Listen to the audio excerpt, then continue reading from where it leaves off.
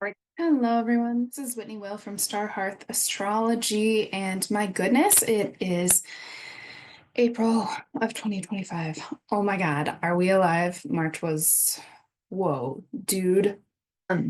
Was all that fire in everyone's chart? Man, the astrology was consistently amazing in both astrology good, global ways. We saw a lot of the things that we thought we were going to see. We're still in the thick of it. And also, I was reminded as part of March that what we were going to see shows up in big on stage, on fire ways, and it also shows up in tiny, predictable ways that Venus retrograde and Mercury retrograde show up anyway.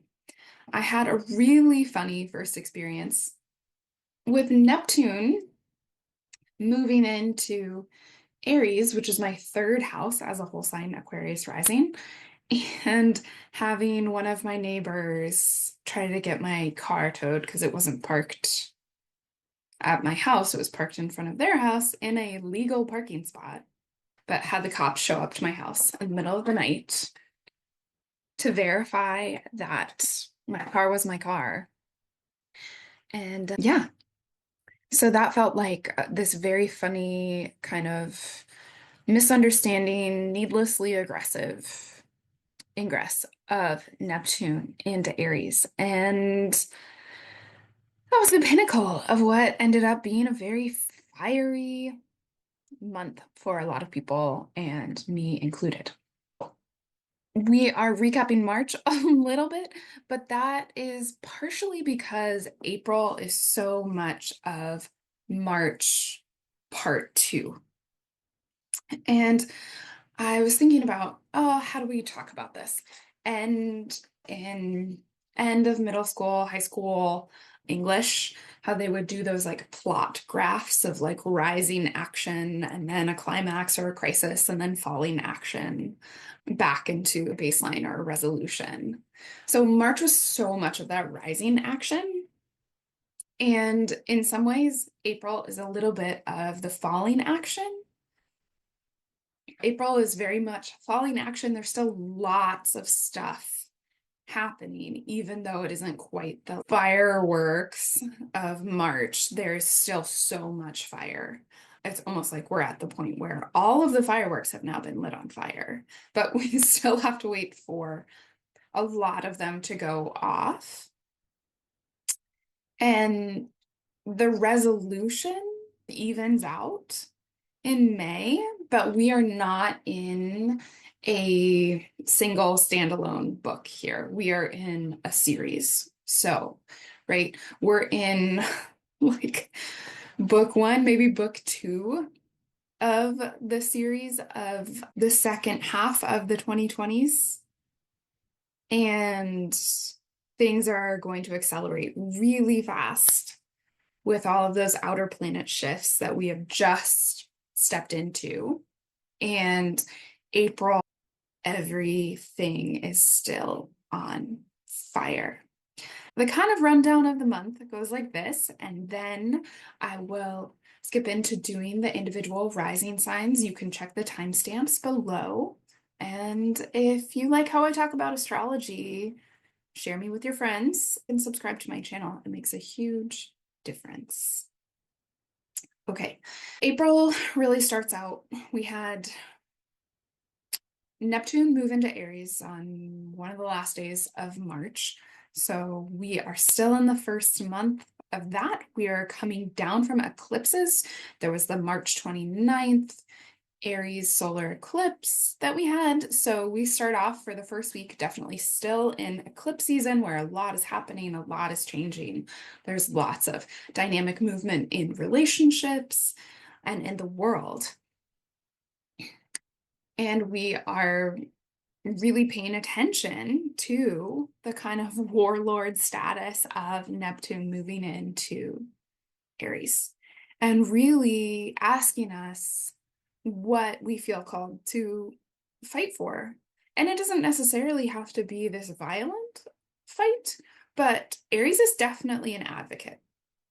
So this is the beginning of the age of advocacy. in a huge way where you don't really get to be Switzerland for the next 15 years, maybe ever. And we will start seeing Neptune and Aries really showing that up. On the 7th, we have a couple pivots. One, we get the second of 3 exact conjunctions between Venus and Saturn, one that happens on April 7th, and then the final one is on April 24th. They never quite move out of orb. So we have this extended Venus-Saturn conjunction, but Venus is in Pisces in the sign of her exaltation. So she's got a lot of power, but she still has to reconcile with what is possible. And the second thing that happens on the 7th is that Mercury stations direct in Pisces. So we have Mercury now moving forward. From this point on, integrating some of the things, maybe smoothing out some of the rougher edges of those harsh words that Mercury and Aries can say. My goodness, I said them, I received them. Yeah, it's harsh when we get both Mercury and Venus retrograde at the same time, especially in a sign that is really going to stand up for itself. It's all part of it. We keep moving. On the 12th, we have a full Libra moon. This will be our first lunation in a month that was not an eclipse. That really officially brings us out of eclipse season. I'm also paying attention to both the lunations, both this one and the Taurus new moon later in the month, are ruled by Venus, who's in the sign of her exaltation in Pisces. That's nice, but that's not to say that these lunations are uncomplicated.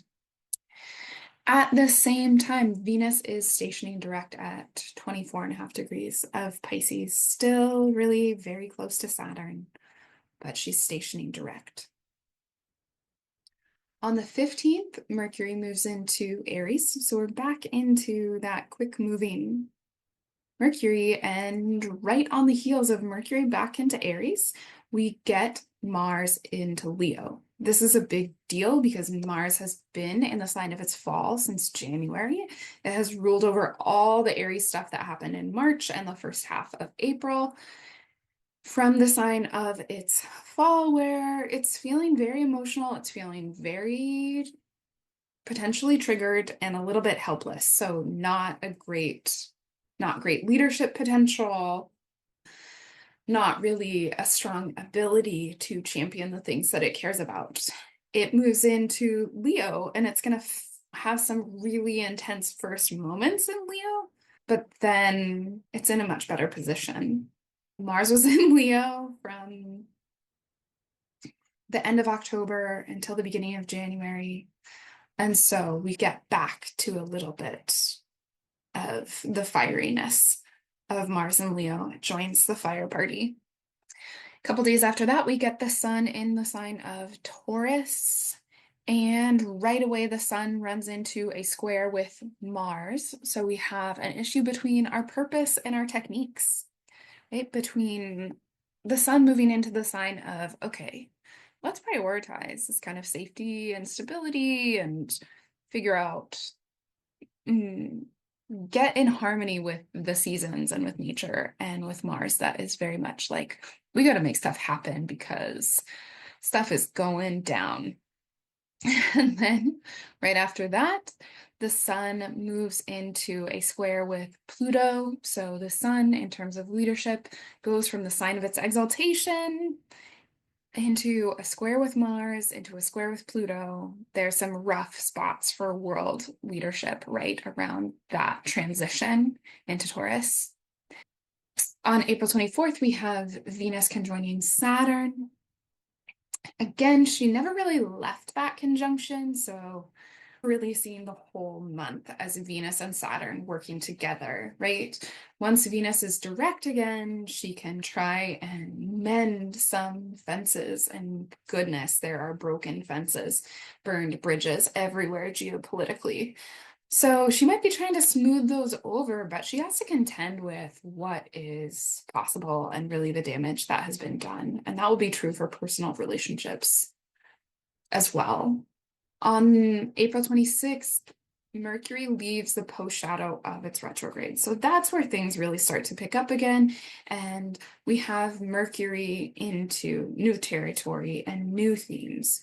Mercury is the first of the personal planets that we've been through all of their retrogrades, Mars and Venus and Mercury, to leave its post shadow. So we're starting to think ahead. We're starting to look forward again. But Mars, our ability to take action on that, and Venus, our connection, our care, our ability to be moved to the next thing, are still in the shadow of their retrogrades. Also on the 26th, we have a Mars-Pluto opposition. And this is where Mars tends to go off the rails and either completely drop the ball in responding to something because it's feeling powerless, or to go nuclear. We had this same alignment at the beginning of January when Mars was retrograding out of Leo and opposing Pluto at the beginning of Aquarius. So the last week of this month, we have the Sun square Mars, square Pluto, and a Mars-Pluto opposition. Things are really tense towards the end of this month. And that's why I say the action from March really isn't over. The Sun gets very much tied into this, and the Sun is in Taurus, which is about goods and commodities and money. And so I think we will see real fear and real impact for economies across the globe and for personal finances as well in many ways, and especially if these planets are embroiled with your personal chart. On the 27th, we have a Taurus new moon at 7 degrees of Taurus. This Taurus new moon it's trying to get its feet under itself after the month we will have just had. It is starting this kind of new beginning in that space post these oppositions and these squares. I like that the oppositions and the squares happen before the new moon so that the new moon is separating from them, really trying to work for something new. But I still think it's going to be really tense. And finally, on the last day of the month, we have Venus moving into Aries. So she's back into Aries. She's going to move through the post shadow of her retrograde and be done with that pretty quickly there in May, as well as Mars being through the post shadow of its retrograde pretty quickly there in May. So May is some new stuff coming, some other stuff developing, but April is really, we are in a lot of still seeing what the impacts of March were. Maybe being able to fix some things and maybe not being able to fix other things. So here we go. We are going to go through the rising signs. I am going to start with Aries because we are in Aries season. So here we go. Okay. So when I was pulling up the charts for this month, I found that I could highlight some of the colors of the signs that we really see active this month. So the signs that are in white, they just don't have as much going on this month. And the ones in colors are really the signs where we see the action. And so this hopefully helps you see house-wise where in your chart stuff is happening. I also couldn't change the rulerships from modern to traditional. If anybody knows how to do that on Solar Fire, please let me know. Okay, so for Aries, we begin the month very much where we were last month. We've got a lot of Pisces, we have a lot of Aries, we've got a lot of stuff going in your first house. This is really the dredge up of the 12th house stuff, of all that stuff that might feel completely overwhelming and a little bit crushing. Neptune moving out of Pisces and stepping into your first house will offer the opportunity for transformation over the next 14 years. But before you throw up in your mouth over the triteness of the word transformation, transformation can happen in a lot of different ways. Pluto brings the kind of death and rebirth of everything. Neptune softens things, allows us to see in different ways, fills us with this kind of divine inspiration. And it can be a transformation that happens quite slowly because it can sneak up on us because it neither has the kind of the harshness of Pluto or Saturn or Uranus. But it's not quite like the benefics either, in that it's not really optional. Neptune comes in, and sometimes Neptune manifests itself first as burnout, and it would totally make sense for the sign that tends to get burnt out and for the sign that has had so much going on with it that the first expression of this Neptune and Aries transit might be like, whoa, I'm tired. I need to check out for a little bit in whatever way I do that. And Neptune, it can be helpful to try and maintain your discernment with Neptune because Neptune doesn't have those natural boundaries of how much checking out is too much checking out. It's going to come smooth a lot of those harsh edges of Aries, which is so nice. I really love Neptune and fire signs. So we begin that transit. We have a Saturn-Venus conjunction in Pisces. There's a Trevor Hall song called Fruitful Darkness. And I feel like this, for Aries rising, really resonates with this Venus-Saturn conjunction in your 12th house in Pisces. There is a potency in the things that you can't see. And sometimes what surprises you out of your blind spot is help. And sometimes you have to go in there because Venus, she is doing a deep dive into what is possible, right? She has all the power, all the inspiration, the beneficence of Venus, and she is with Saturn about what is actually possible to make and how long is it going to take. And making a vow. And this is big deal stuff. The North, they are conjoining on the North Node, right? We are really bringing powerful stuff into the world. But in your 12th house, it can be hard to know exactly what that is. Mercury is also going to station direct on April 7th, harvesting maybe some of those fruits of that fruitful darkness and bringing back out. And once it enters Aries later in the month, being able to express more of that stuff freely. On April 12th, there is a full moon in your 7th house. So that will be the moment when we're checking in on how did our relationships fare during the firestorm of last month and this month. Can be a reminder to lean back in. And it's also an invitation to lean back in because at the same time that we're having that full moon, we also have Venus, the ruler of that lunation, as the ruler of Libra, stationing direct. So she's going to move forward again, which is also the point at which we can do that relational repair. We can reconnect with our sense of desire after undergoing all of this work. On April 15th, you get Mercury popping out of Pisces into Aries. Mercury's moving into your first house.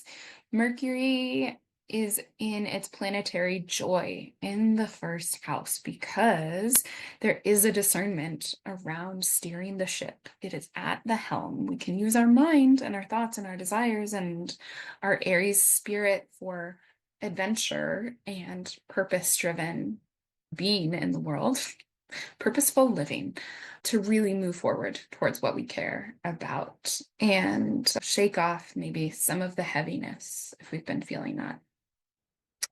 Mars moves into Leo on April 17th. It is in your fun house. It is exuberant. It is saying, okay, let's have some fun. Trine with Neptune. Let's again shake off some of the waterlogged nature of Mars in Cancer, where it has been creating conflict and change and work in your relationship with your family, with your personal past, in your home life since January, and really since September. It moves into Leo. It can do a lot more. It has got some fierce things to face down as part of that transit. When it moves into Leo, it starts approaching an exact square with Pluto again. And so that is maybe your audience, your team, being like withholding the applause, not really being there, right? Finding that when Mars steps into the sign of the theater and you step into your artistic house of self-expression, there's nobody watching, or it's trying to censor you. And so what are you going to do? Are you going to cower? Are you going to double down? We don't know. The sun will enter your second house of talents, values, and resources. So it's looking at what's working, what isn't working. And the sun, when it enters Taurus, is going to run smack into the T square of Mars in Leo, Pluto in Aquarius, and then the sun is going to square them both. And the sun doing that is asking for purpose. It is challenging, right? What does this mean about who we are in terms of what we're expressing and how it's being received and who we're on a team with? So the sun enters Taurus on the 19th, it squares Mars on the 20th, it squares Pluto on the 23rd, and then on the 24th, we get another exact conjunction of Venus and Saturn. So there is just so much pressure here at the end of the month. On the 26th, we get Mercury leaving the post shadow of its retrograde. So onto new territory, still in your first house for the rest of the month, but now it can start moving forward, thinking about new things and not just resolving or having to focus on the issues and topics of the past month. On the 26th, we also get the Mars-Pluto opposition that goes exact. So the pressure is going to be building from that until the 26th. And sometimes oppositions can look like stalemates, and it's only in their release that we actually see action taken. But again, tremendous amount of pressure. The following day, on the 27th, we get a Taurus new moon at almost 8 degrees of Taurus. I am just so grateful that this new moon happens after the opposition and the squares with the sun. It's looking for a new beginning. It's leaning towards a new beginning. Mars is quickly moving out of the shadow of its retrograde and onto new territory.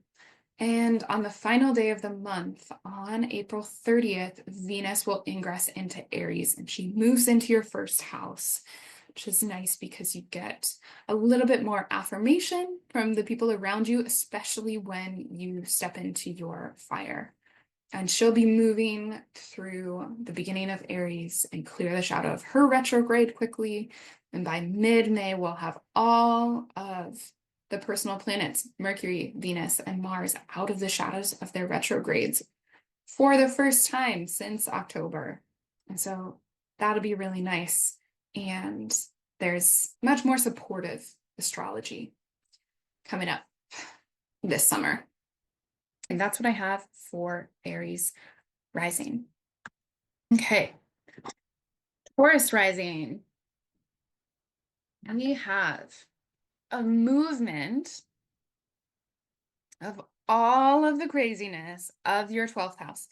It's going to extend for much of this month. We get the sun in Taurus 3/4 of the way through the month, and that will bring you into first house spaces. But we spend a lot of this time kind of wrestling with who we are in community and what are our shortcomings? Where do we burn bridges when we're on the wrong side of them? How do we deal with all of that Aries fire that can sometimes sabotage that Taurian serenity that is natural to the Taurus rising? How can that jack up the nervous system when Taurus in the first prefers a little bit more grace and steadiness. So the tumultuousness is not over, but here we go. We begin April coming with Venus and Mercury still in retrograde, coming down from the final solar eclipse in your 12th house for 9 years. Thank goodness. I am sure it brought much revelations. I'm sure you're still examining them, and right, Neptune moving into Aries into your 12th house will deepen your exploration of those inner reaches in yourself. Neptune moving into the 12th can be beautiful, but a little bit unstoppable in the fire department. So what we really want to make sure is that we are not burning ourselves out, which I think will be a real danger for everyone in this transit. It will be super significant to practice discernment around what is a crisis, what isn't, and not just what is worth fighting for, but what is worth fighting for right now, because you can't fight for all of it, unfortunately. A week into April, we get a Saturn-Venus conjunction. Venus is still retrograde. She will conjoin Saturn exactly on April 7th, but I have all of April, maybe until the last few days, earmarked with an extended Saturn conjunction, because she's slowing down and she's stationing, and she's going to be there with Saturn the whole month. So we get our first exact conjunction of the month, not of the retrograde.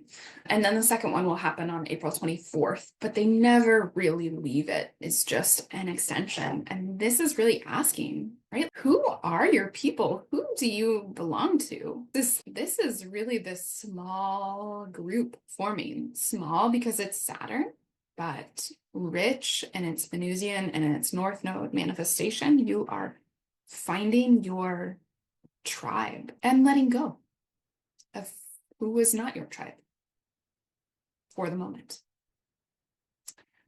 Mercury will station direct right as that happens. So, pretty much in conjunction with them as well. So we have the opportunity to communicate that too in a gentle and reverent way, and to really talk through it and process it with our minds and our creativity.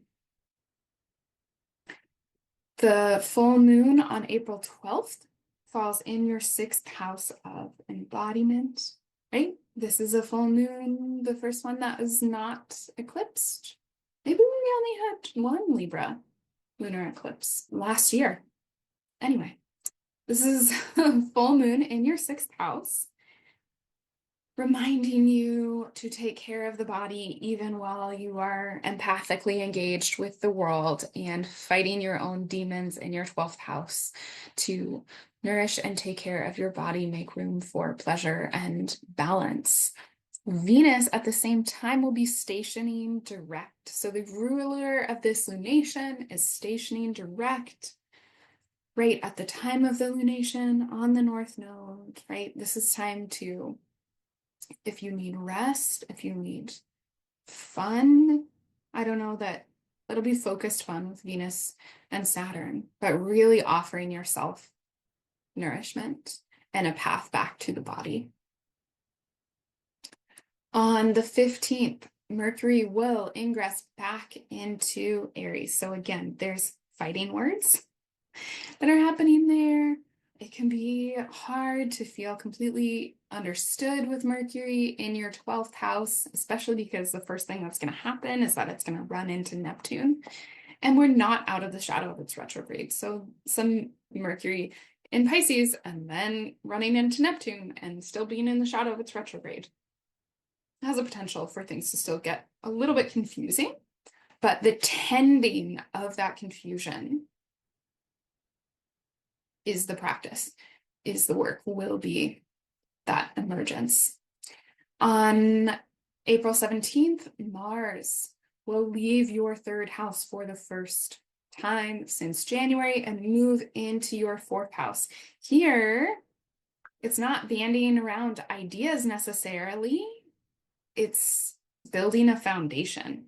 And even though it's going to run straight into Pluto and there's going to be challenges to that, there's going to be some tough moments, we're moving forward again. And Mars is moving from the sign of its fall into a sign where, while it doesn't have a special dignity, I almost feel like it does because of the connection of the sun and Mars and the sun's exaltation and Mars's sign. Anyway, it moves into Leo and we get it out of Cancer. Thank goodness. We can take action that feels like it has a little bit more power behind it. On the 19th, the sun moves into Taurus, and this is so significant because when it moves into Taurus, it runs straight into a T-square with Pluto and Mars. So it activates that opposition and really asks who you are in the context of that opposition. It's rough, it's powerful, there's going to be a lot of pressure, especially because on the 23rd, the sun will square Pluto, and then on the 24th, Venus will hit that exact conjunction with Saturn again. So we've got Venus with Saturn, we've got the sun in a T-square with the other malefics. So there's just a lot of pressure to decide who we're going to be and what we're going to do. So there's going to be a lot of that. Then we get Mercury leaving the post shadow on the 26th. So that's nice. We have Mercury onto new territory, moving forward again. It's still in your 12th house, but it'll enter Taurus pretty quickly here in May. And then we have the exact Mars-Pluto opposition at the same time. Yeah, I'm nervous about that. Globally, we're going to see some of the tensions that we saw around the beginning of the year. Some things might flare up if you think back to the first week of January and what was going on for you and what happened in the fallout of that. We might see some of that stuff come up again. So something to think about. Then on the 27th, we will have a Taurus new moon. And I'm just so glad that this new moon in your first house happens as we're separating from all of that tension. It's still very much part of the new moon, but the new moon is trying to help us with a new beginning post to all of that. So that's a real opportunity to lean into your Taurus nature, right? Again, it is ruled by Venus. And so it's about being in harmony and setting things right. And Venus is still in Pisces for that new moon, but on the 30th, she will enter Aries. And this can be frustrating for Taurus risings because Venus is the ruler of your chart. In Aries, she's debilitated and she's in the 12th house. It can be hard to know what you want. And there can be a bunch of kind of impulsive stuff around that about maybe this, maybe that. It can feel like, wait, I thought I got on solid ground again. And now I'm feeling like I don't know what's happening. And that will resolve to an extent in May. So we just got to make it through, stay in touch with yourself, stay close to home, take care of your body. Yeah. And be gentle because there's a lot of pressure. Gemini rising, as you can see, this is a very busy month that really focuses on all of these houses that are above the horizon that are a big deal about purpose. Now, this will be a continuation from last month, but we're really leaning in heavily to your 10th and your 11th houses. So we're still trying to fit in how this sense of your life's purpose and your life's work ties in with community and what you do to lead the charge around what you feel to be important in life. We begin the month coming down from eclipses, having just had Neptune move into your 11th house. And this, I think, is going to be a great and very fun transit for Gemini risings because Neptune is going to bring a kind of magical people into your orbit. Now, this is also a transit of maybe you'll join a action-oriented cult, or maybe you'll just get into CrossFit. but there is a spiritual quality entering your 11th house, and we'll have a lot of time to explore that over the next more than a decade. So we're going to move into that space. We have Venus and Mercury both retrograde and about to turn direct. So on April 7th, we have Venus making an exact conjunction with Saturn at the same time as Mercury is stationing direct. Now, Venus and Saturn, while they'll make two exact conjunctions this month, one on April 7th and one on April 24th, they really stay in orb that entire time, and they're very close to the North Node that entire time. And this feels like a deep, sacred vow that you will live up to, right? It has to, with the North Node and Saturn that have an opposite nature in some ways. The North Node wants more, and Saturn is a constriction, but they both want things to actually exist. And so it's bringing that forth in not just a dream way, but an actualized way. On April 12th, we will have a full moon in Libra. So you have a full moon in the 5th house of children, of pleasure. At the same time as the full moon, Venus will be stationing direct. So we get a full moon ruled by Venus as she's stationing direct in the sign of her exaltation. Oh, it's a sweet lunation. It brings us 100% out of eclipse season and reminds you, right, in everything that you're championing, in all of the things that you are working hard with, to also remember pleasure and balance. Then on the 15th, we have Mercury back into Aries. And on the 17th, we have Mars back into Leo. So we get a little bit more fire. Things pick up a little bit. We have Mars into Leo for the first time in 4 months, out of the sign of its fall, although still in a complicated situation because as soon as it steps into Leo, it's building towards an opposition with Pluto that will perfect a week after that. The sun is also going to join the mix. And at this point, it's almost okay, whoa, you're a little bit tired whenever the sun enters your 12th house. So for Geminis, that is Taurus season. There can be a little bit of withdrawal, maybe, of turning inward, of relaxing, of resting. It doesn't quite have the busyness and the frenetics of Aries season, especially in your 11th house when it's spring and you're like getting connected with people. It moves into the 12th. And what it does there is it's activating that already building Pluto-Mars opposition. And so when the sun enters Taurus, it will square them both. And that really brings that home in a big way. And for Gemini risings, these are in your communication houses, in your learning houses, in the houses where you are pushed to practice what you preach. And there can be a kind of loss of self in the context of that when we have the sun squaring both Pluto and Mars, our ability to take action, opposing this tremendously overwhelming force of Pluto. So whatever was happening in your life around the new year, we can expect those themes to come up again as the kind of closing cadence of this Mars retrograde. And on the 26th, we have Mercury leaving the shadow of its retrograde. So Mercury will be not just in Aries, but past the degree that it went retrograde in. So we will be on to new territory in that respect. And on the 30th, we will have Venus leaving Pisces for Aries.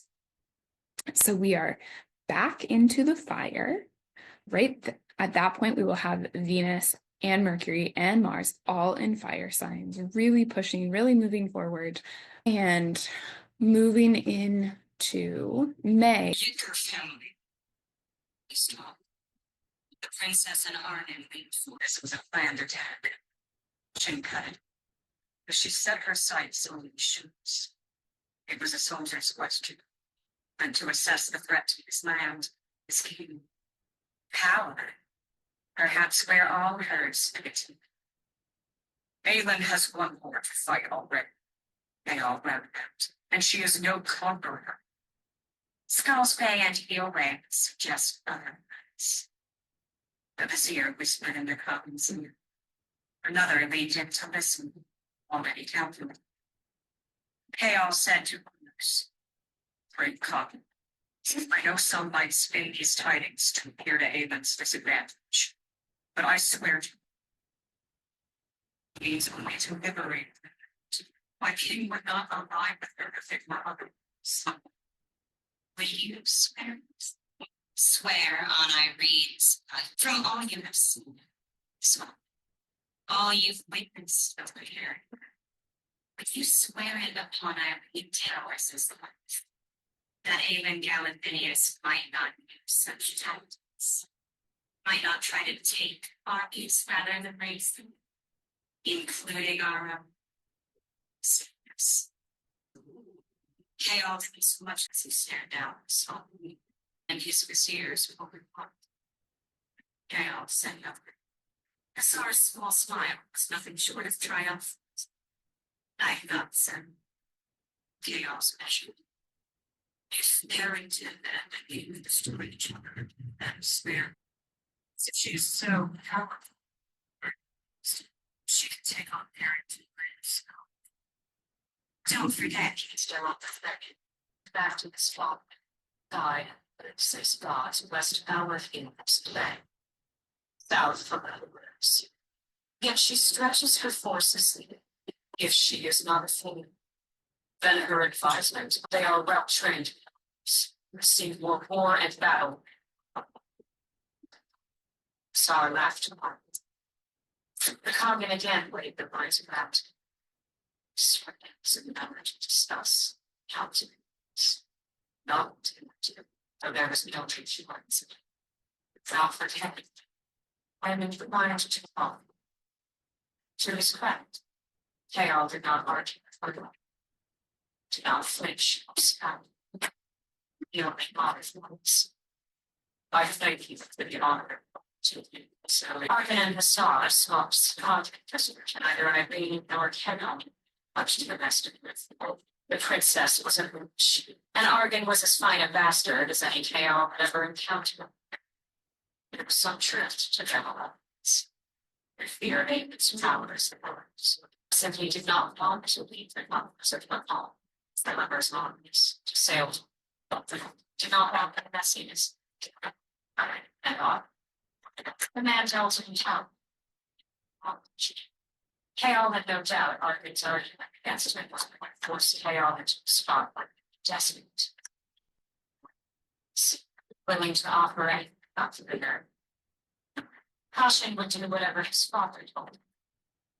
As for hours later, Chaol was still branded his students to his shield, anyone with his mind because his Hey, Cancer risings. It's always a good idea to really check in with yourself after eclipse season because Cancer risings are ruled by the moon, and so all lunar eclipses are the eclipse of the ruler of your chart and the house of identity. So there is a changeableness. There can be profound shifts. And that also goes for anyone who is in a Cancer profection year and is following the moon as the Lord of the year. But I'm really excited for April for Cancer risings because finally Mars is leaving your first house. So frustration, helplessness, being emotional, having difficulty telling the difference between anger and grief. Hopefully we'll be able to move forward on some of that stuff. And that will happen mid-month. But until then, we start off April coming down from our final solar eclipse in Aries, the final one in your 10th house. And so what begins to happen is that eclipses in your 4th and 10th houses ease up over the next 6 months, which means you will be able to find some stability in those houses that I think will be really nice. There has been a lot of changes in those spaces, hopefully, right? Some of it good, maybe stepping into new roles at work, taking on new kind of power and responsibility with the North Node in your 10th house, and the sun exalted there, being eclipsed. But all of those changes take energy to integrate. So we're coming down from that one. And hopefully the next couple of years, while Aries absolutely is getting more attention with Neptune just moving in there and Saturn about to move in, we have made some shifts that put you in a more empowered position to take some of those on. We have Mercury's direct station in Pisces and Venus's conjunction with Saturn Pisces. So Venus and Saturn are going to form two exact conjunctions this month, but they never get very far apart. So I think of all of April has a Venus-Saturn conjunction, which is really good for making long-term commitments, for really honing what your values are, for really figuring out a way to bring them to your life. But there is a restricted growth. There is an homage paid to what is actually possible in terms of it's not just the dream or the holy longing of Venus, but we don't want to escape the world. We want to bring the dream into reality. And so it will have to refer to Saturn and what is possible in our earthly plane. On the 12th, we will have a full moon in your 4th house. That is a time to reinvest in your home, to go back, to pay attention to 4th house topics when the 10th house topics have been really pulling you. At the same time as that full moon, we have the ruler of that full moon, Venus, stationing direct and wrapping up her retrograde that she has been in since the beginning of March. So she'll move forward.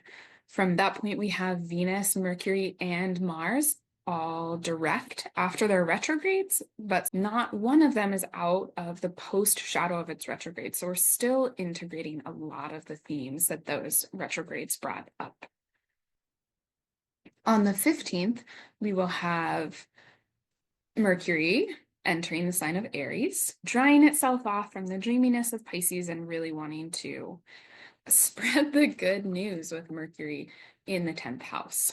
This can be a little bit fiery. Maybe some of the things that you were not brave enough to say or not impulsive enough to say during the retrograde can get said in this space. Just after that, on the 17th, we have Mars leaving your 1st house, and everyone will stop trying to fight you. And entering your 2nd house of talents, resources, and finances. So at that point, we have both Mercury and Mars into fire signs. Things heat up, they're moving a lot faster, but Mars runs straight into this building opposition with Pluto. Now, we had the same opposition when Mars was stationing retrograde in Leo. This exact opposition happened before around the new year. So you can think back to what were some of the tensions back then to see how they might come up again. It'll take another week for Mars to perfect that opposition, but it's building really the moment it enters Leo. So 2 days after that, on the 19th, when the sun enters Taurus, the sun is also going to wake up and put a ton of pressure on that building opposition because it's going to form a T-square between the sun, Taurus, Mars, Leo, and Pluto, Aquarius. And this is a fixed sign T-square. And I don't think that all squares are created equal. The mutable squares I find to generally be more flexible, more helpful, obviously. The fixed sign squares tend to be the harshest because the fixed signs really want to dig their heels into what's happening. So there's a huge contest of wills in this space.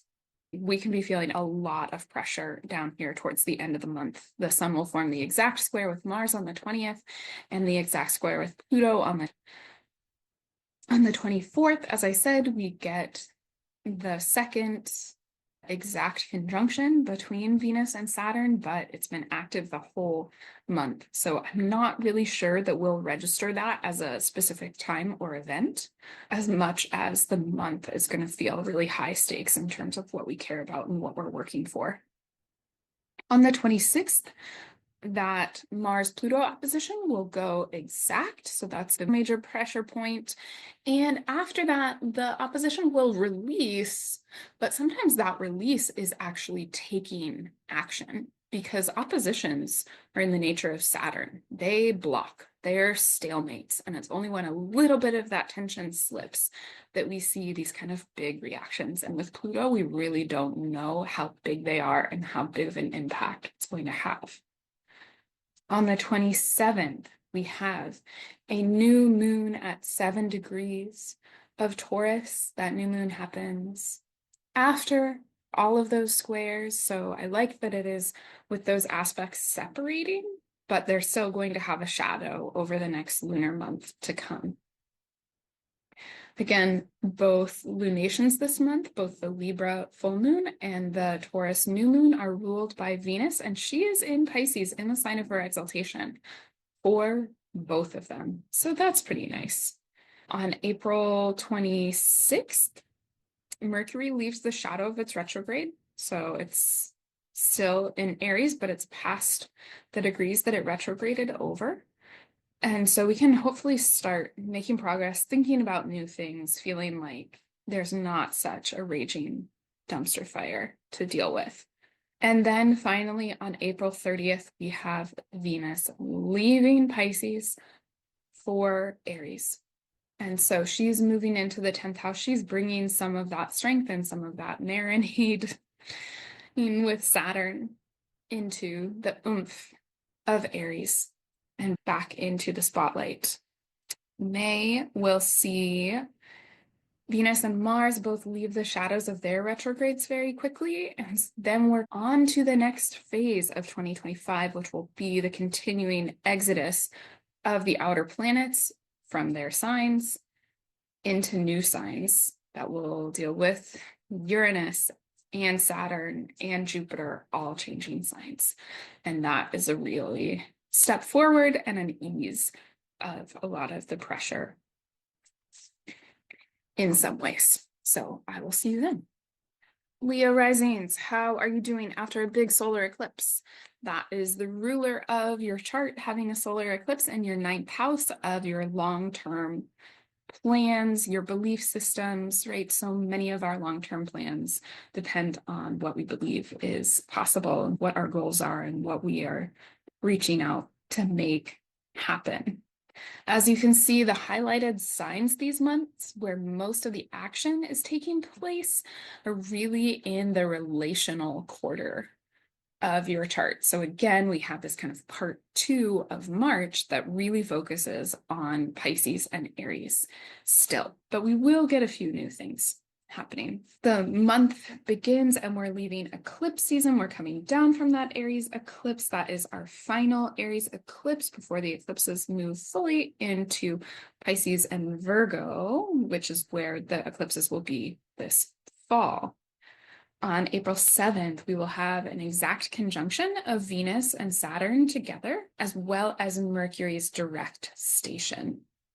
This is a great time to have conversations with your partner about finances and about what you really want to invest in and lean into and make happen with your finances, with the shadowy parts of your relationship that are difficult to talk about. And this is really the beginning of a conversation that will last the whole month in terms of that Venus-Saturn conjunction will go exact again at the end of the month, but it never really separates. So we're spending the whole month really putting our Venus, our values, our desires, what we want to do with resources in conversation with Saturn and what is possible.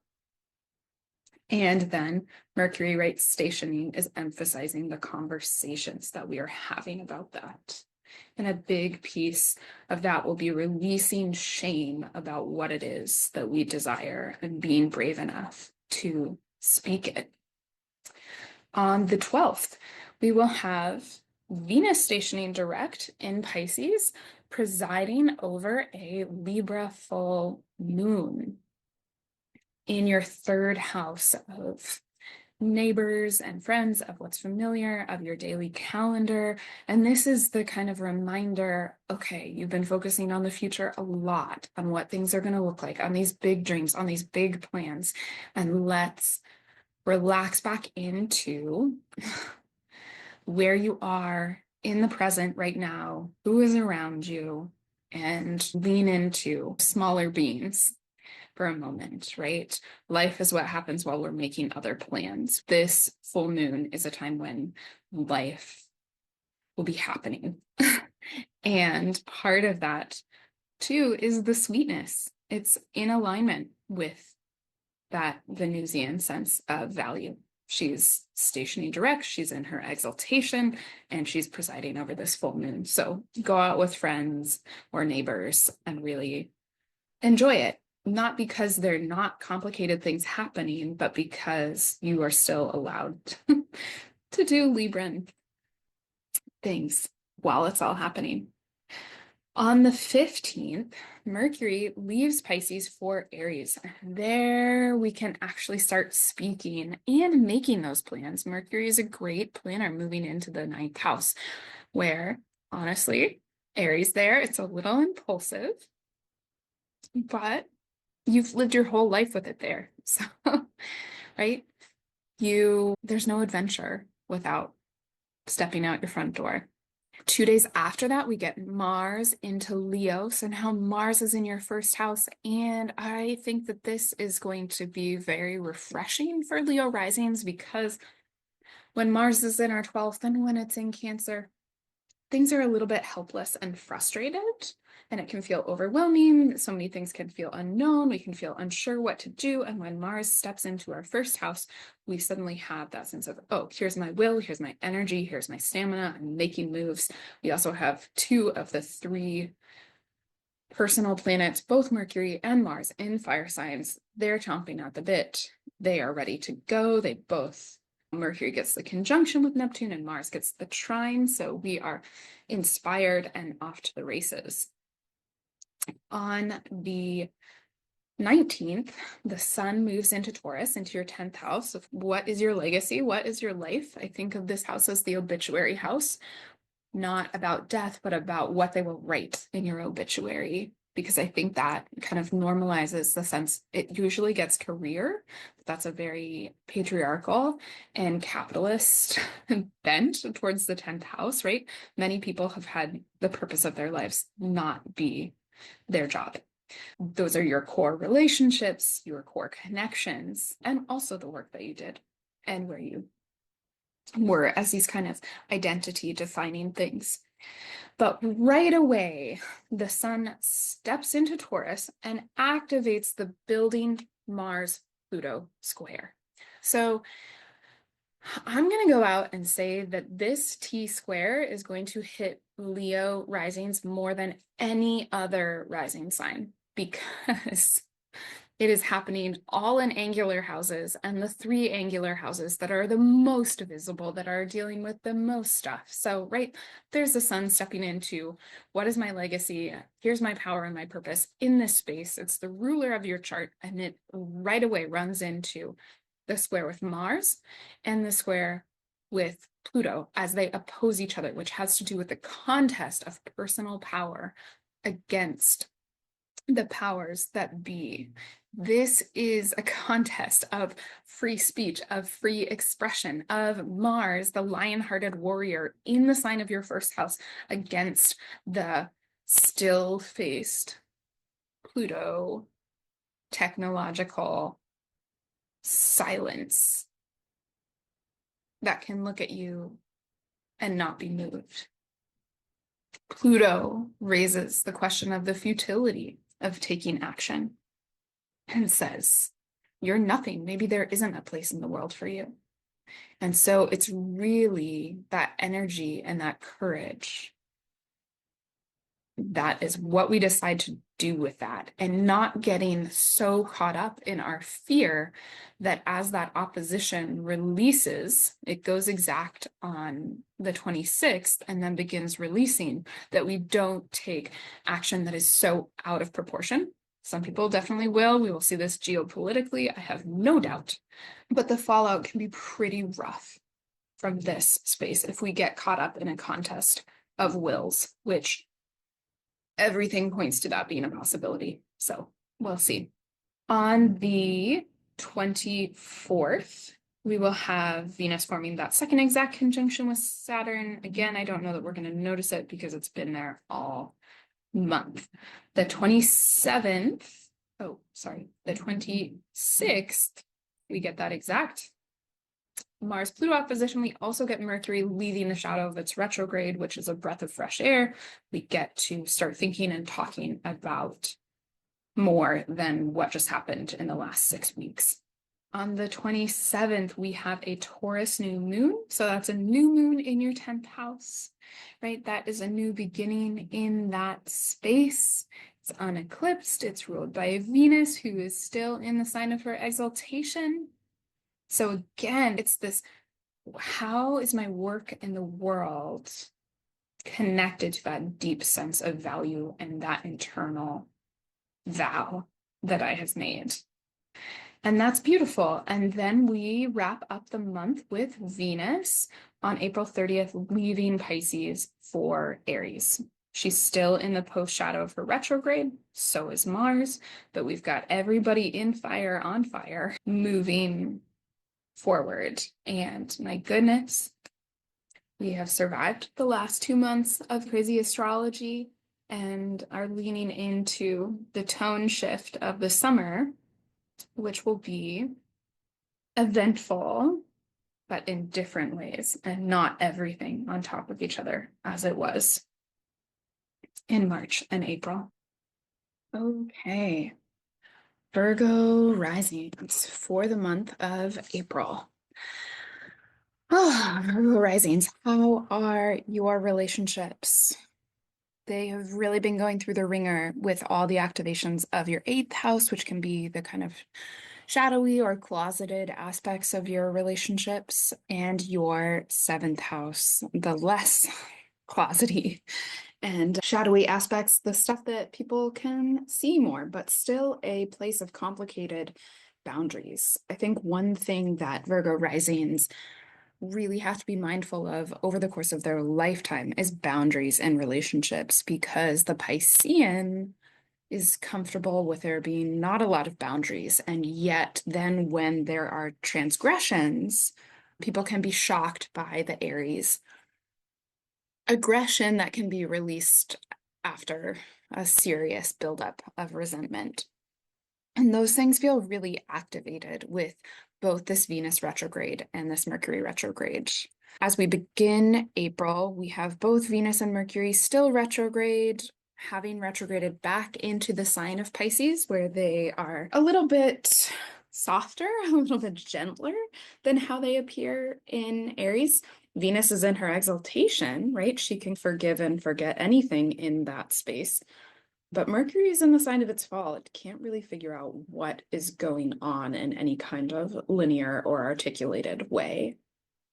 Although, right, with it being on the North Node and Mercury as the ruler of the South Node, it is really trying to integrate other forms of non-linear, shall we say, knowledge, non-analytical knowledge. So it can have deep intuition, but difficulty communicating that, or maybe understanding exactly what it means, because there is no exact in the Piscean waters. So there can be a little bit of confusion coming into the month. Maybe we're back to more of an emotional core, but we are still not really sure what to do about it. On April 7th, we have the first exact conjunction of Venus and Saturn, but really they are in orb very close to each other from the beginning of the month until the very end. So they'll form two exact conjunctions, but they're in that conjunction the whole time, which is asking you to make vows in your relationship house. So that might be to a specific partner, that might be to the dream of a relationship that you would want to have, and it might be to end a relationship and make the vows to yourself about how you will be treated or not. At the same time, on the same day, Mercury stations direct in Pisces. And so, right, there can be this moment of insight, this moment of understanding, possibly a conversation that sets you both free, but represents an ending. So we move forward on April 12th, we have a full moon in Libra. At the same time that Venus, the ruler of that full moon, is stationing direct. So we have this moment of connecting back into the significance of harmony, of cooperation, of balance after having so much of the adventurer hero, go it alone, Aries vibes. Recently, we remember that, especially for Virgo risings, our greatest resource is our relationships. And Venus really making a choice from that standpoint. She's going to stop in the sky, basically, together with Saturn and the North Node before she begins moving forward again.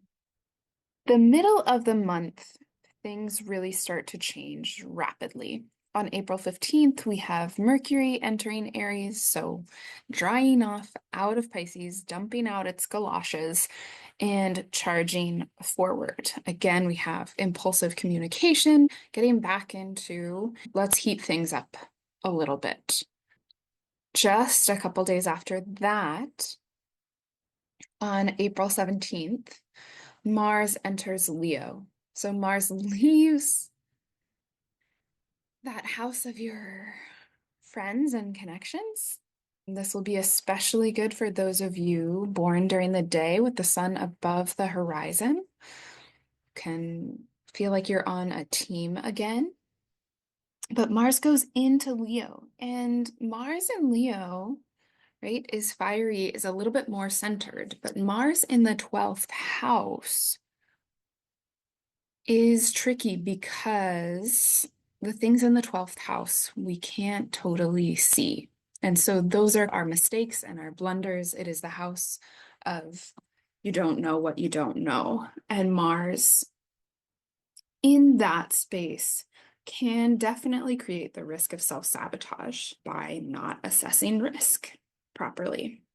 On the 19th, the sun moves into Taurus and it will activate this T-square between the sun in Taurus, Mars in Leo, and Pluto in Aquarius.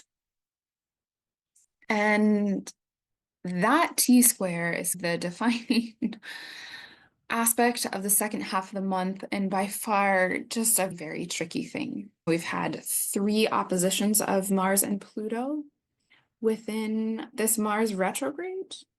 This one refers back to the Mars and Pluto opposition that took place in Leo and Aquarius right around the new year. So you might start noticing some themes around there coming up again, around the responsible use of power, trickiness in assessing threat, some big ego trips when we're talking about both Leo and Aquarius and individualism and freedom. And then the sun really complicates that by forming a square to both of them and really activates that. I think we will see world leaders that could be represented by the sun in huge ego trips. Also, maybe some of them more representing the sun square Pluto aspect, huge falls from grace or potential huge falls from grace. The sun as a representation of our kind of solar purpose and our ability to move forward on these things is in a moment of crisis where the stakes are going to feel really high. And we know when people are panicked, they take very extreme actions. And I'm actually more worried about the extreme actions happening after the Mars-Pluto opposition perfects on the 24th than before, because before it's building tension. And when it releases and we decide what we're doing about it, that's where we can see some of those maybe in retrospect, out of proportion, but approaching them feeling very, very appropriate. On the 24th, we have that second exact conjunction between Venus and Saturn. But again, I don't think we'll even notice it because the whole month is basically a Venus-Saturn conjunction. On the 26th is when we have the exact Mars-Pluto opposition. And it is also the day that Mercury leaves the post-shadow of its retrograde. So we are thinking about the future, we're thinking about the fallout. And the very next day, April 27th, we have a new moon in Taurus. And so that new moon is beginning under the auspices of a perfected Mars-Pluto opposition, of Mercury leaving the post-shadow of its retrograde. And so the next lunar month that begins with this new moon in Taurus and will complete with a new moon in Gemini will very much contain those aspects as a whole, and we will be working on them throughout the month. Finally, on April 30th, Venus will leave Pisces for the sign of Aries to rehash some of those inner boundaries. Pretty quickly in May, we will see both Venus and Mars leave the shadows of their retrogrades, and then we will have all three personal planets, Venus, Mercury, and Mars, not only in fire signs, but also in the clear of the post shadow of their retrogrades. So very quickly in the quickest element, moving on to new territory. Okay, Libra risings, how are you doing? I feel like it's also been a pretty rough time for Libra risings. You guys have just undergone a massive Venus retrograde through your 7th house into your 6th house, and those boundaries really represent 6th house. The 6th house can also be the place of dependency because it's the place where we are injured or we are ill mentally or physically, right? So there is this way in which our relationships are not showing up for us, perhaps, and we're having to cope with things in a way that is uncomfortable, both physically and emotionally. So just experienced at the very end of March, a solar eclipse in your 7th house. This is a new phase for relationships. Your relationships have undergone quite a transformation with 3 solar eclipses on the North Node in your 7th house. If we look back 2 years ago, your relationships do not look like anything they did 2 years ago. And that's a powerful transition. Okay, so moving into April. On April 7th, we have the exact conjunction of Venus and Saturn in Pisces in the 6th house. This is commitments to nourishing your body and supporting yourself in different ways. We also have Mercury stationing direct. The thing that it needed to do is done. It can move forward again in Pisces. There is intuition, but it might be happening without clarity. On the 12th, we will have a full moon in Libra in your 1st house. of pulling your focus back to self and away from all of the attention that your relationships have been getting. There is a kind of, okay, that was a lot. Let's remember that I am also a participant in this. And do I need to show up more or less? How much am I harmonizing or not harmonizing? How much am I putting on other people? Even offering people freedom can be a lot of responsibility. So that can be tricky to navigate. Now, Venus, the ruler of your chart and the ruler of the full moon, is also stationing direct at that point. So she is stationing in the sign of her exaltation, which makes an auspicious full moon, right? You can stand from the heights of that full moon and see how far you have come since that Libra eclipse that happened in October. Okay. We get a pretty quick shift start happening in the middle of the month. So now we've got all the planets direct. They're all still in the post shadow of their retrograde. So we're still in these watery signs, in all the feels about the post shadow. But Mercury is the first one to dump out its galoshes on the 15th when it steps out of Pisces and into Aries. So there we go. We've got Mercury back in the 7th house, ready to communicate those fighting words potentially. We still have a disgruntled Mars wanting to get in the last word during its time in Cancer. Hopefully, work situations should be a little bit less draining from then on, a little bit less frustrating. And Mars will enter Leo on April 17th.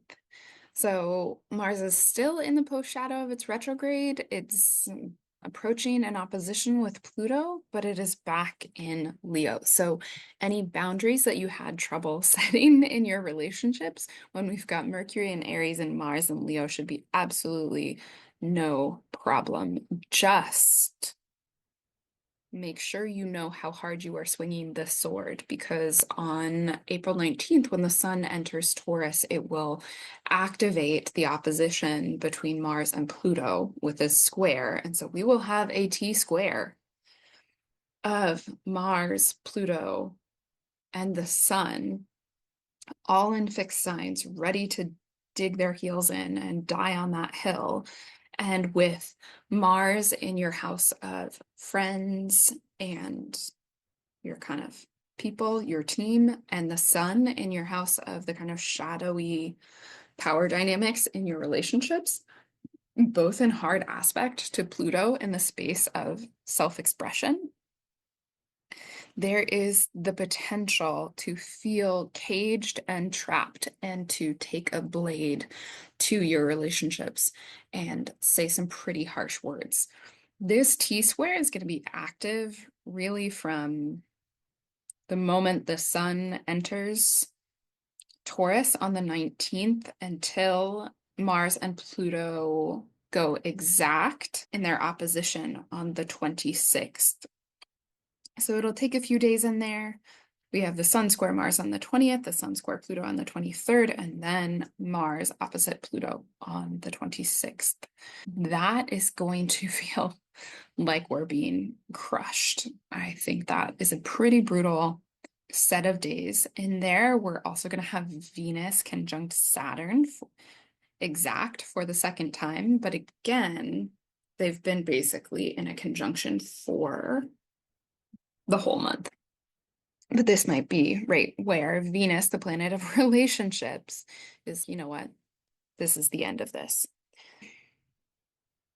On the 27th, we have a Taurus new moon. So this will be a new moon in your 8th house of shadowy power dynamics, psychological transformation. It's ruled over by Venus, who's still in her exaltation in Pisces. So that is a beautiful signature. And hopefully she can soften that, even if she is making these kind of deep vows with Saturn around what her values are. Just before that, also on the 26th, Mercury leaves the shadow of its retrograde. So Mercury at least is on to new territory. And on the 30th, Venus leaves Pisces and moves into Aries. Pretty quickly there, both Venus and Mars are going to leave the shadows of their retrogrades. And at that point, we will have all of the personal planets out of their retrograde intonations for the first time since this fall. And we will quickly accelerate into what will be no doubt full of surprises, but hopefully a little bit more supportive astrology of this summer. Okay, Scorpio risings. April begins. The ruler of your chart, still at the end of Cancer. A solar eclipse just happened in your sixth house of work and embodiment, of in your place of dependency, where you have the very independent, the sign of Aries. You may have been having to ask for more help than you're comfortable with, and probably you're not comfortable with much of any help, knowing Scorpio rising and your desire to be contained within yourself. We still have Venus and Mercury retrograde, although on the 7th, we will have Mercury stationing direct in the sign of Pisces and moving forward into Aries. So some of its intuitions that it's getting from the fifth house of self-expression will dry off and be able to be communicated, and will start most likely working very hard in Aries again. On the 12th, we have both our full moon in Libra in your 12th house, highlighting all of the things that maybe you try not to pay attention to or slip by your notice, highlighting your relationships and how your interactions with them, positive or negative, can sabotage what your long-term goals are. Venus on the same day, the ruler of that lunation, and the ruler of your 7th house of relationships will be stationing direct in the sign of her exaltation. This is the time to check in on your relationships, especially if this retrograde cycle and these eclipses were more personal.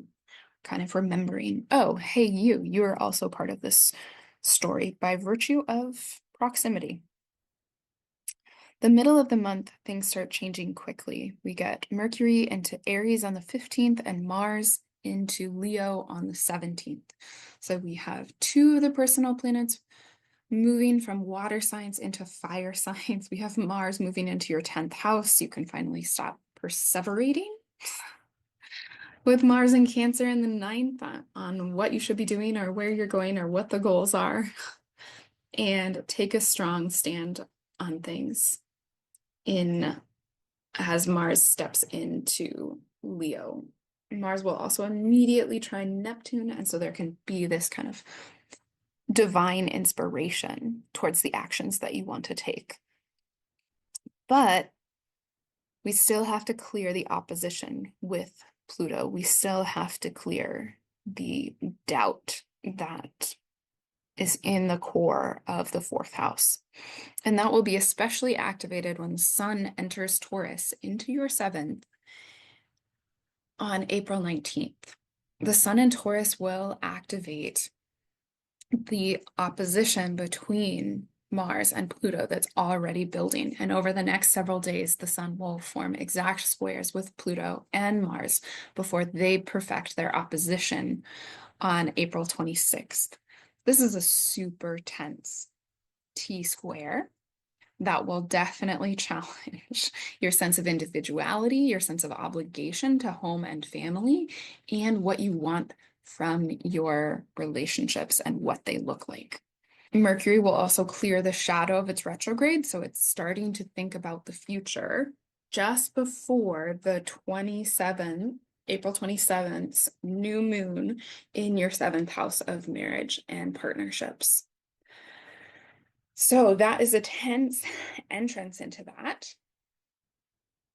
And just slightly after that, on the second to last day of April, on the 30th, Venus will leave Pisces for Aries.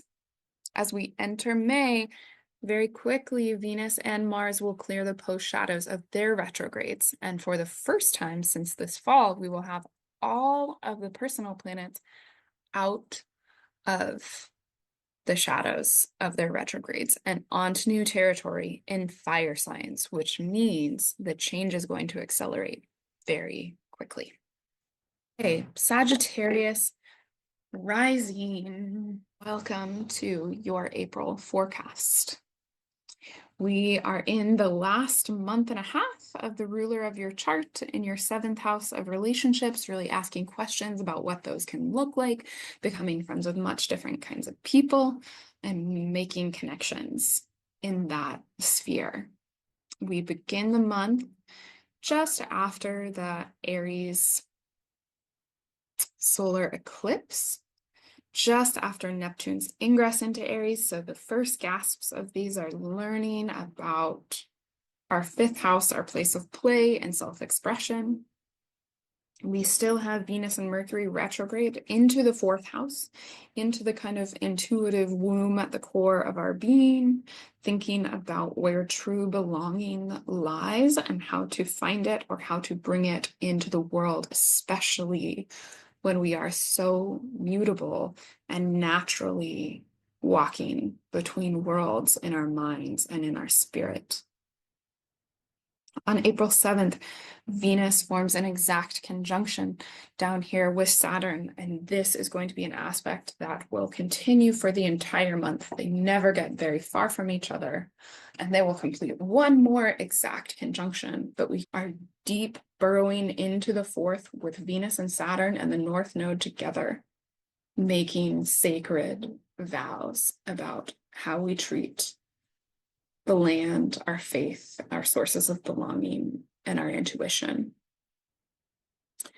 At the same time, Mercury will station direct on April 7th and begin moving forward again. On the 12th, you will have a full moon in your 11th house of friends and allies, of hopes, right? And it pulls you out of the time blind nature of the fourth house and into the future and forward looking 11th house, reminding you to use your connections and not fall into the sense of you must do it alone. On that same day, on April 12th, Venus stations direct. So she is moving forward. She is now direct, still in the sign of her exaltation, presiding over that moon, pushing you to seek out your friends and allies. Things start changing rapidly in the beginning of the month. Mercury, or the middle of the month, Mercury enters Aries on the 15th and Mars enters Leo on the 17th. So they're both going from water signs where they are both in their fall into fire signs where they don't have additional dignity, but they can express themselves more clearly, move faster. And so we will start seeing actions take place more quickly. On the 19th, when the sun moves into Taurus, it activates squares to both Pluto and Mars and begins to highlight their building opposition. So the sun square Pluto and square Mars is a very tense aspect. For Sagittarius risings, it's nice because unless you have really significant planets in these houses, these are the cadent houses. And so more than dramatic things happening in your life, dramatic things are happening in your mind and what you're willing to do. This is a mind-blowing aspect as different parts of your psyche come into confrontation with each other. The sun will go through a series of first squaring Mars on the 20th, then Pluto on the 23rd, and then Mars will oppose Pluto on the 26th. At the same time as Mercury clears the post shadow of its retrograde in Aries and is on to new intellectual and territory after that. The next day, we have a new moon in the sign of Taurus. This is in your house of how you treat your body. This new moon is a time to take a reset, take a retreat. And part of that is planning your adventures and making sure you have the supplies and the resources with which to venture out into the world. Finally, on April 30th, we will have Venus emerge out of Pisces and into Aries, ready for some fun. Pretty quickly in May, we'll have both Venus and Mars clear the post shadows of their retrogrades, and we will be on to new territory and very different stories that the summer will bring. Capricorn rising. April is about where you live. It is part 2 of March, and we begin right after a solar eclipse in your 4th house of home. Have you finally decided to move after 3 solar eclipses in your 4th house? Or have you completely redesigned and rebuilt your house and your sense of your house really being a home base for all of your adventures and your work that you do out in the world? Venus and Mercury are still retrograde in your 3rd house of what is familiar. Right there, looking into all the connections that are around you and trying to figure out the ones that are the most meaningful and profound, and also flow with a sense of intuition. On April 7th, Venus can join Saturn for a conjunction that will last basically the entire month. And Mercury stations direct. So Mercury begins to move forward, begins to think. Forward thinking is still in the post shadow of its retrograde until almost the end of the month on the 26th, but we're now moving forward again. On the 12th, you have a full moon in your 10th house of legacy and life's work. This is a moment to think about what really matters this year in terms of what you feel called to do and to offer. And for so much of Capricorn rising, that is, what are you going to set right in the world? Venus, the ruler of that lunation, is stationing direct on the same day. So we have a Venus becoming more empowered on her direct station, ruling over that full moon in Libra. So however you can jot that down, whether it is through images or through words or through song, to capture the feeling of that full moon and let it resonate within you.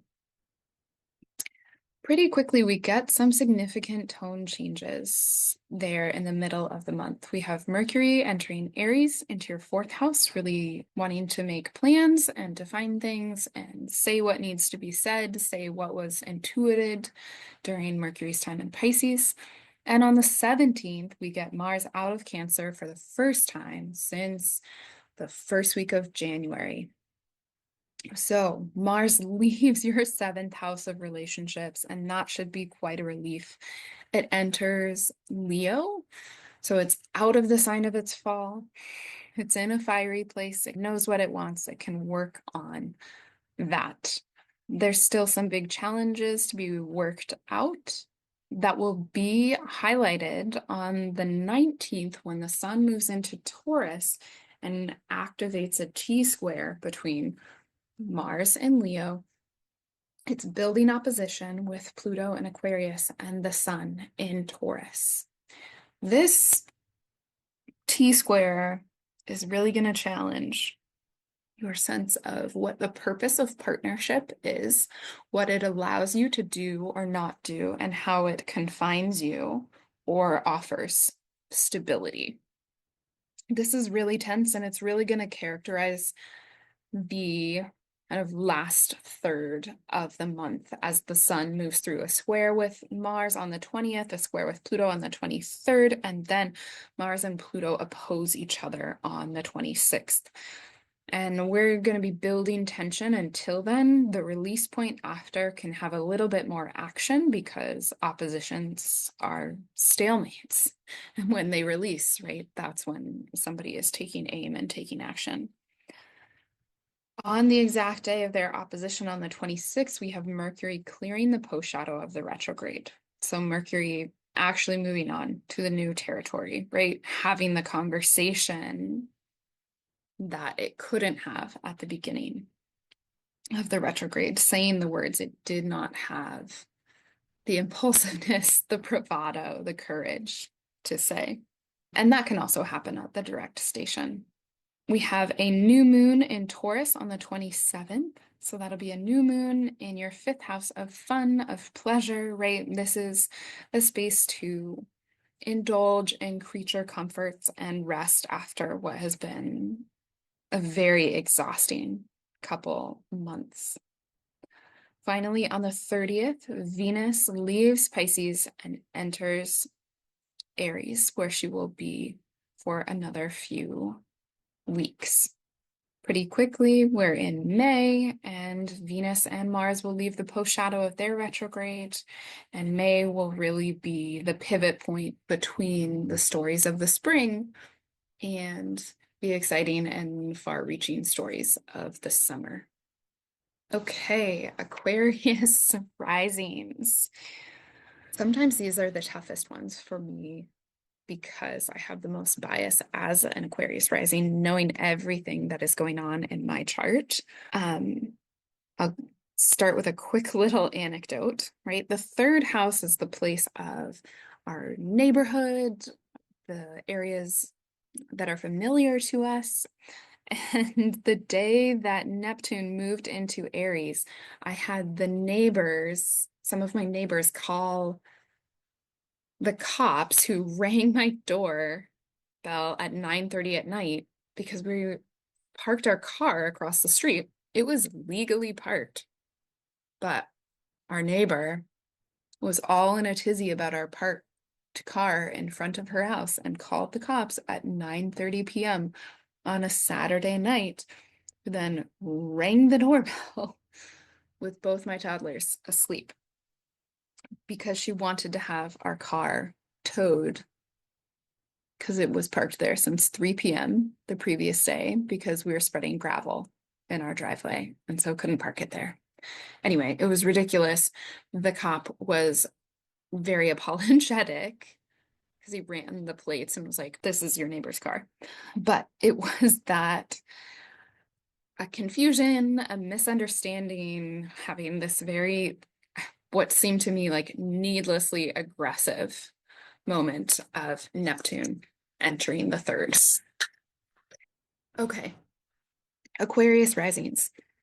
You've been undergoing a bunch of stuff with your finances recently, with Saturn being in the house of your resources for the last 2 years and really wrapping up that transit quite rapidly, and eclipses moving into that space. This Venus retrograde has really tied together your location with your finances. So it is partially a story of a lot of us work remotely or something, but really tapping into our community that actually exists around us and how our work is connected with that in particular, and our sense of belonging and connection to both that community and the work. On April 7th, we have an exact conjunction between Venus and Saturn. That's really, this transit is partially about money for everyone because Venus represents our systems of values, which among some other things are money, but it's also in your money house. So this is really about it. Is your spending, is your saving in alignment with your values, and how do you need to structure that to make sure it's serving you long term?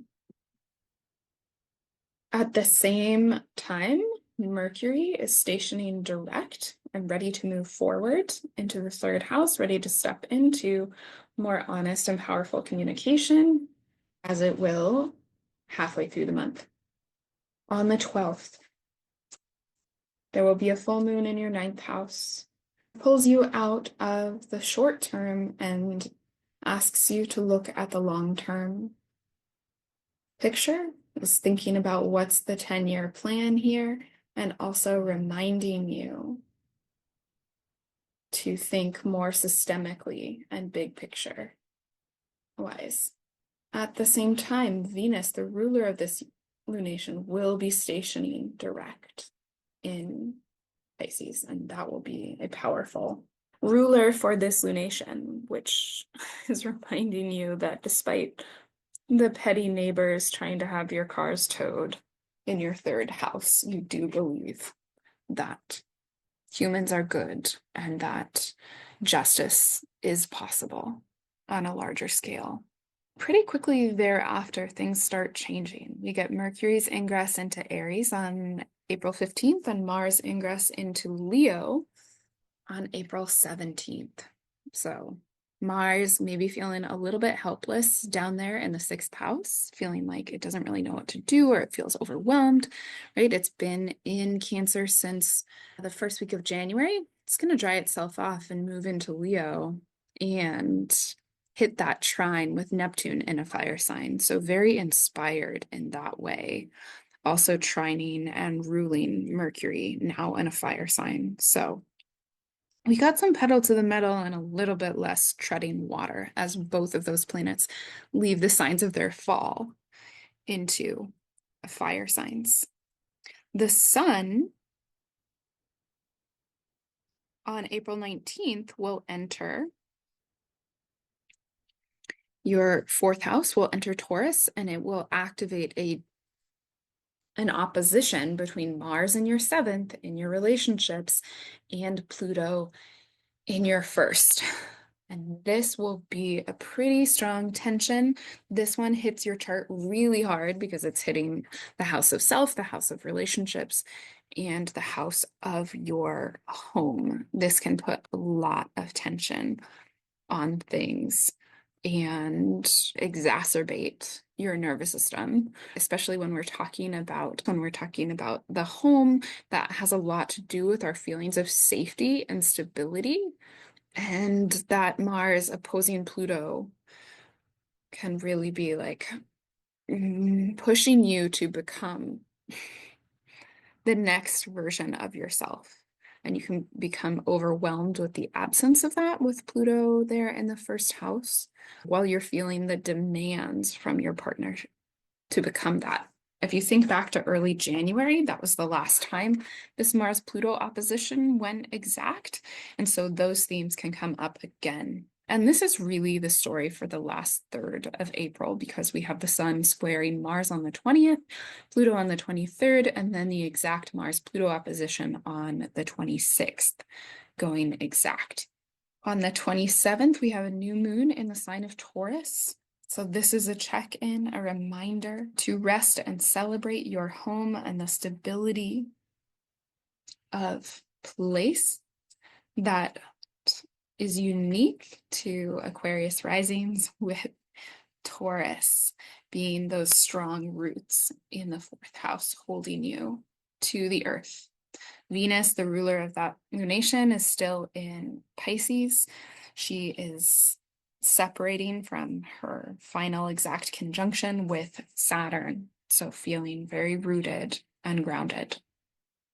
Finally, on April 30th, Venus is going to move out of Pisces and into Aries, where she can make bold moves, again, in the realm of communication. Okay, and finally, Pisces rising.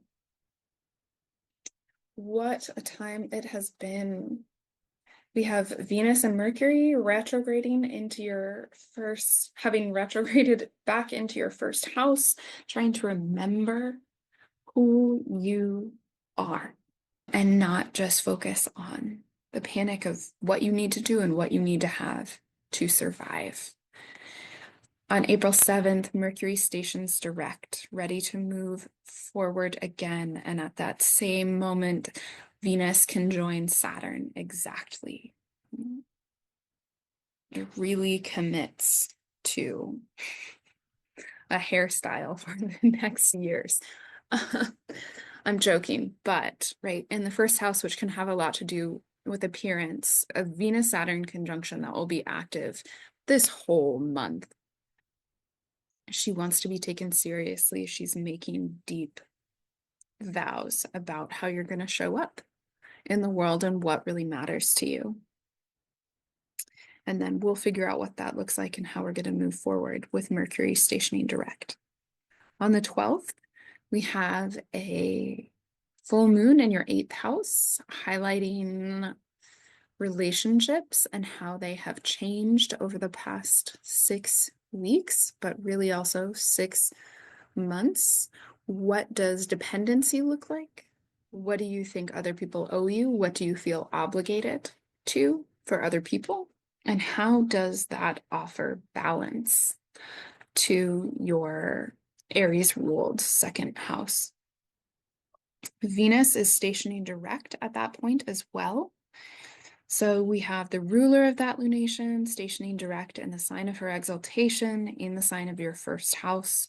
It's a beautiful opportunity to come into alignment with your true nature and have it last because of the presence of Saturn, grounding those changes in that way. The middle of the month starts this kind of rapid acceleration. We have Mercury entering Aries on April 15th, so leaving the sign of its fall in Pisces, moving into Aries, and Mars entering Leo on the 17th. So Mars moves into Leo, is out of the sign of its fall. They are on to fire signs. They are ready to make stuff happen.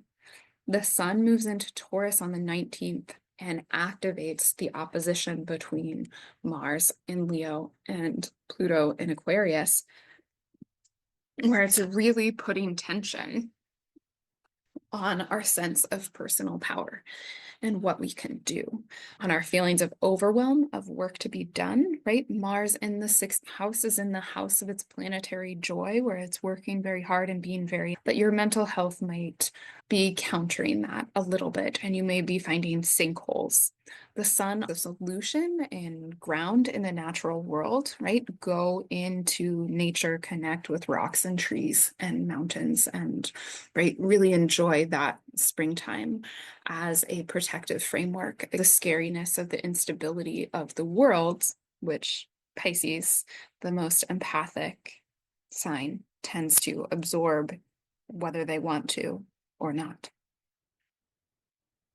That is really the story. The story of that T-square really colors the last third of the month. The Sun squares Mars on the 20th, Pluto on the 23rd, and Pluto and Mars form their exact opposition on the 26th. The 26th is also the day that Mercury leaves the post shadow of its retrograde. It's onto new territory. Again, we're accelerating quickly. On the 27th, we have a new moon in the sign of Taurus. It is ruled over by Venus again, still exalted in the sign of Pisces, turning over a new leaf and a new practice to remember that Taurus can ground you in your garden. And on April 30th, Venus leaves Pisces for Aries. So at this point, we have all of the personal planets in fire signs, and we are moving very quickly towards the defining stories of the summer with new signs for Saturn, Jupiter, Uranus, and leaning into what Neptune in Aries looks like. Hope you have a good month. I will see you next time.